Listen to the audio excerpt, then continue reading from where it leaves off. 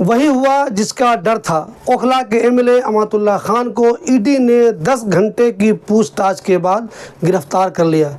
जी हाँ, इस बात का डर पहले से ही लग रहा था कि जब अमातुल्लाह खान ईडी दफ्तर पेश होने के लिए जाएंगे तो उनसे कई घंटों की पूछताछ होगी और आखिरकार उनको देर सवेर गिरफ्तार कर लिया जाएगा। और लगभग 10 घंटे की पूछताछ के बाद अमातुल्लाह खान को गिरफ्तार कर लिया गया। अब सब लोगों को मालूम है कि अमातुल्लाह खान पे ये इल्ज़ाम है कि जब वो दिल्ली वक्फ बोर्ड के चेयरमैन थे तो उन्होंने वहाँ कई अनियमितताएँ की। हालांकि जो भी इल्ज़ाम उन पे लग रहे हैं उनमें से कोई भी इल्ज़ाम या आरोप अब तक साबित नहीं हो सका है, मगर ईडी को ये शक है कि उन्होंने जब वो चेयरमैन थे दिल्ली वक्फ बोर्ड के तो वहाँ जो उन्होंने कुछ लोगों को अपॉइंट किया उसमें और उसके अलावा जो उन्होंने वक्फ की ज़मीन को पट्टे पे दी उसमें कुछ कोताही हुई, कुछ गड़बड़ियाँ हुई। उन्होंने ज़मीन को पट्टे पे देकर लोगों को अपॉइंट करके कुछ पैसे कमाए, उस पैसे से उन्होंने अपने जानने वालों के नाम पे दौलत इकट्ठा की। ये सब के सब अमातुल्लाह खान पे आरोप है, इनमें से कोई भी आरोप सिद्ध नहीं हुआ है। आपको बता दें अमातुल्लाह खान को ये डर था कि ईडी उन्हें गिरफ्तार कर सकती है, इसलिए पहले उन्होंने निचली अदालत में अग्रिम ज़मानत की अपील की थी, वहाँ से वो अपील खारिज हो गई थी।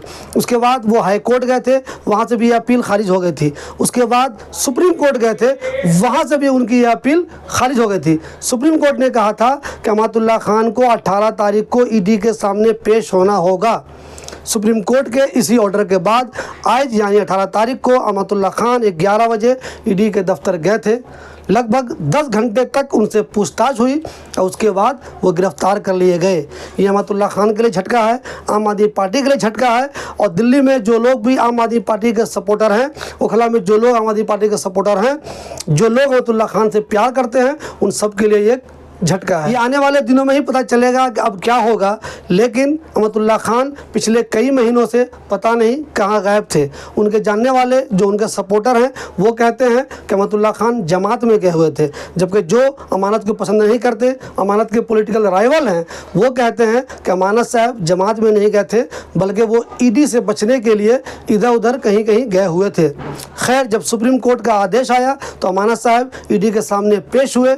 10 घंटे तक लगभग पूछताछ हुई, उसके बाद उनको गिरफ्तार कर लिया गया। ये आम आदमी पार्टी के लिए एक और झटका है। केजरीवाल साहब पहले से ही जेल में हैं, अमानत साहब को ईडी ने गिरफ्तार कर लिया है। हो सकता है आने वाले दिनों में उनकी मुसीबतें और ज़्यादा बढ़ जाए। आज जब अमानत साहब ईडी दफ्तर जा रहे थे तो बहुत सारे सपोर्टर उनके साथ थे, उनके घर से बहुत सारे सपोर्टर उनके साथ गए, बहुत सारे लोग ईडी दफ्तर तक भी उनके साथ गए और उन्होंने दुआएं की। सब ने फेसबुक पर, जो उनके चाहने वाले अमानत साहब के हैं, वो कंटिन्यू फेसबुक पर रील बनाकर जो तरीका भी हो सकता है उनके लिए दुआएं कर रहे हैं। लेकिन फ़िलहाल आज वो सारी की सारी दुआएं लगभग फेल हो चुकी हैं।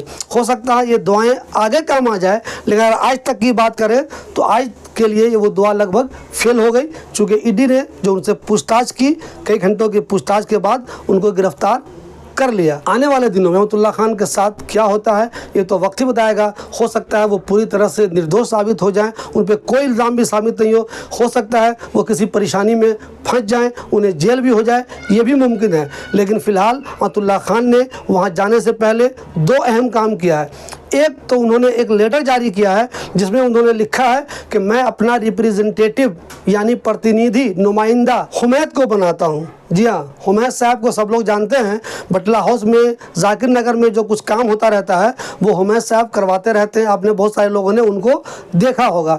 तो उन्होंने जाने से पहले एक लेटर जारी कर दिया। उनको ये आशंका रही होगी कि हो सकता है मैं गिरफ्तार हो जाऊँ, तो उन्होंने एक लेटर जारी करके ओखला के लोगों को ये बता दिया है कि मेरे एब्सेंस में यानी मेरी गैर मौजूदगी में हुमैद हमारा सारा काम देखेंगे। यानी कि अमातुल्लाह खान ने सबसे ज़्यादा जिस आदमी पे भरोसा किया अपने पीछे में, वो हुमैद साहब ही हैं। दूसरे, अमानत साहब ने एक वीडियो जारी करके ओखला के लोगों से अपील की कि एक तो आप हमारे लिए दुआ करें, दूसरे आप इस बात से इत्मीनान रहें कि मैं न डरने वाला हूँ न मैं झुकने वाला हूँ, मैं हमेशा जंग करता हूँ, यानी कि मैं लड़ने वाला आदमी हूँ, मुझे खौफ नहीं होता, मैं लड़ने वाला आदमी हूँ, मैं मुकाबला करूँगा, जैसे भी हालात आएंगे मैं मुकाबला करूँगा। और उन्होंने ये भी कहा कि ओखला में जो काम हो रहे हैं वो काम देर सवेर होते ही रहेंगे। उन्होंने लोगों से अपील की, बल्कि एक तरह से उन्होंने लोगों से माफ़ी भी मांगी। हो सकता है मुश्किल के इस वक्त में कुछ काम में परेशानियाँ आ गई हों, लेकिन आप लोग ये इत्मीनान रखें कि आने वाले दिनों में आपका काम जैसे हो रहा था वो होता रहेगा।